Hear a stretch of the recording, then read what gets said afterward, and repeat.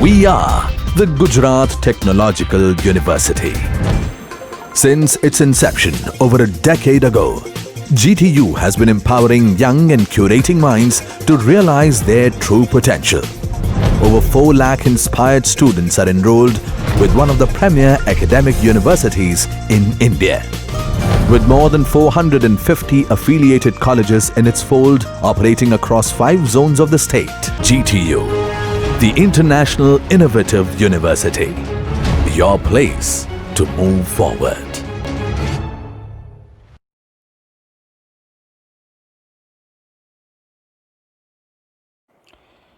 Hello students, so today we'll discuss about the partial fraction.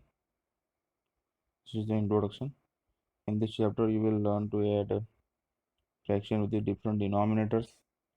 You will learn to work backwards and split an algebraic equation into components called partial fractions. Exercise 1a. And this is a one basic example how the 1 by 3 plus 3 by 8 you can calculate you can add and subtract several fractions as long as they share a common denominator. You will have seen this plenty of times already. If you do want to combine fractions, you must make the denominator equivalent, and that is the basis of partial fractions. So you can add and subtract several fractions as long as they share a common denominator. This is another example, and you have seen this plenty of times. And until the denominators will become equivalent, you have to add the extra sums. How you can multiply brackets and group terms. This is a second example. You can split a fractions with linear factors into partial fractions. When split up into partial fractions, you need to be able to calculate the values of a and b. So here the a and b is the imaginary value, and for that you have to split that formula into the a and b, and then this is the same denominator as the initial fraction, so that the numerator must be same. So the ultimate goal of the student is to find the common denominator, and after that the imaginary value a and b have to be find it out. This is another example how we can the student can split the equation into the 3 fraction, and after that finding of a and b value. And this is important because here why we are taking the a, b and c value, because the numerator that we don't know exactly what it matches with the denominator, and that is why we are taking the a, b, c value. This is a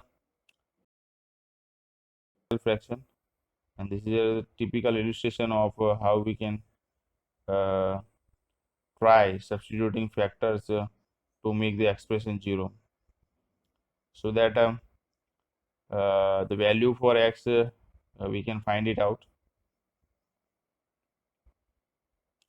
Here is the another example how the student can learn about that finding of an x value, and here the x value will become the 3 in the 3 portion, like x is equal to 2, x is equal to 3, and x is equal to -1, depending on the denominator the student may split and the equation.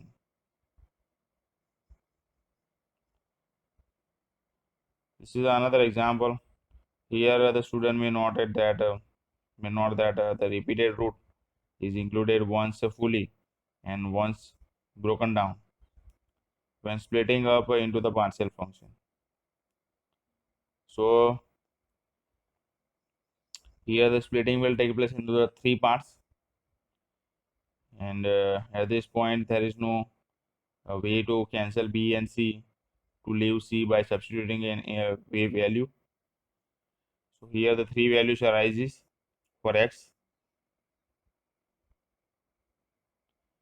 This is another say the simple example is there, and here the student may note down that a regular fraction is being split into 2 components, and the second one a top heavy Improper fractions will have a whole number apart before the fraction.